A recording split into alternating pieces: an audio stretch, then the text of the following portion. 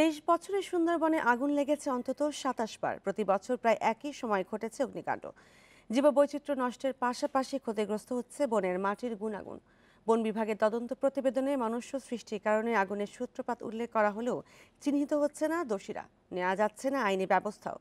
বিশেষজ্ঞরা বলছেন আগুনের ঘটনায় জড়িত একটি মহল। এই ঈদে জামা জুতো অ্যাক্সেসরিজের ডিসকাউন্ট।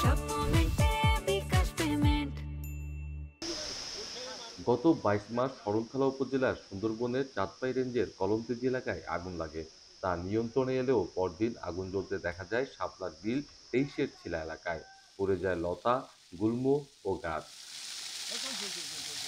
এ ঘটনায় দুটি তদন্ত কমিটি করেছে বন বিভাগ। গত বছর মে মাসে লতিফের ছিলায় আগুন লাগে।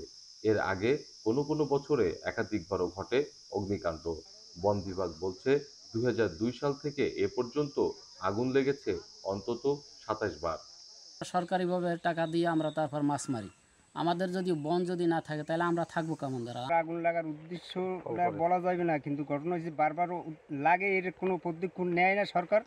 এসব অগ্নিকাণ্ডের তদন্ত প্রতিবেদনে জেলে মোয়ালদের অসাবধানতাকে চিহ্নিত করা হয়।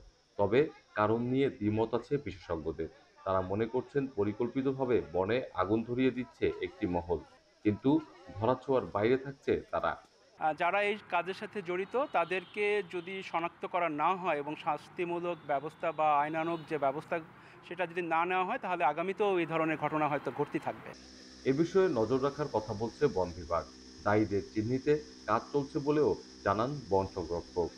কোনো স্থানীয়দের সাথে আলাপ করা হয়, অনেকে বলে যে ইচ্ছাকৃতভাবে দেয়া হয় এবং সেটা দিলে কিছু কিছু হয়তো সুবিধা হয়, সেটি আমাদের কানেও এসেছে। এটির জন্য আরও উচ্চ পর্যায়ের কমিটি গঠন করে বিষয়টিকে বের করে আনা, এবং সেজন্য আমরা কাজ করছি।